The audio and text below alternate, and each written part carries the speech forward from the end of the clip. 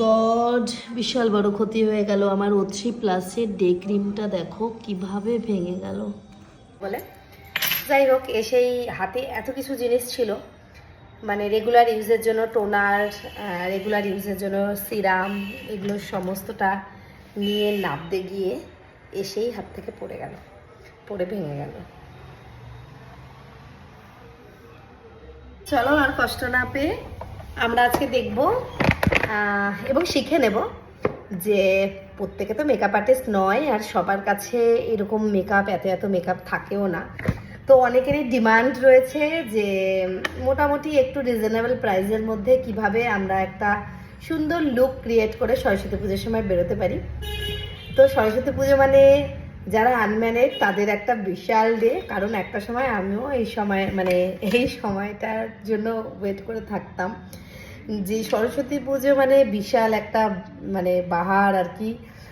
সারা বিছানার মধ্যে আমার মার 10-12টা শাড়ি আমি বিছিয়ে রাখতাম যে কোনটা পরবো। তো সেই দিনগুলো কোথায় যেন মিশে গেছে, কোথায় যেন হারিয়ে গেছে। তো যাই হোক, তোমাদের উদ্দেশ্যে আমি আজকে একটা লুক দেখাচ্ছি। সিম্পল একটা দিনের বেলায় বেরোবে, একটা সরস্বতী পুজোর দিন, খুব একটা হেভি কিছু মেকআপ নয়, সিম্পল, ভালো লাগবে। দেখো, যারা লেন্স পরতে ভালোবাসো আমি তাদেরকে বলছি, যারা লেন্স পরতে ভালোবাসো তারা বুঝতে পারছো না কোন লেন্স পরবে, পিএসসি পরতে পারো, ডাহাব পরতে পারো। ডাহাব এখন ভীষণ ভালো লেন্স। আচ্ছা, তোমরা ফ্রেশ লুক পড়তে পারো, 2 টাইমস বা 3 টাইমসের জন্য পড়তে পারো, অসুবিধে হবে না। আর যারা একটু বাজেটে যেতে চাইছো তাদের রাশিয়ান ভেলভেট ও লেন্স, এটা গ্রিন কালার, এটা অনেকেই জিজ্ঞাসা করেছিল যে আমি কি কালারের লেন্স পরেছি, তো তাদের জন্য বলে দিলাম। সিম্পল লুক করব কিন্তু লেন্স পরবো।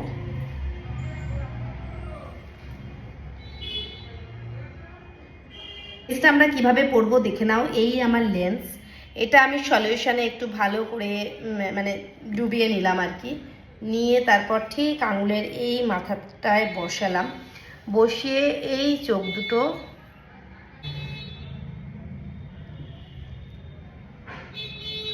আমি লেন্স সেইভাবে পরি না।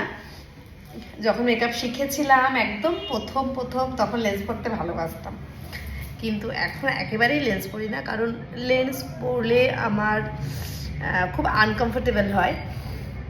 বাট জানি লেন্স পরলে দেখতে সুন্দর লাগে, কিন্তু যতই দামি লেন্স পরি আমার একদম ভীষণ পরিমাণে চোখে প্রবলেম হয়।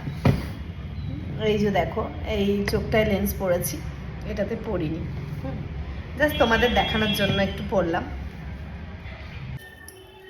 চলো এবার এই লুকের ফুল টিউটোরিয়ালটি আমরা নেক্সট ভিডিওতে পোস্ট করছি, তোমরা অবশ্যই দেখে নিও। আজকে শুধুমাত্র লেন্স পরাটা দেখালাম।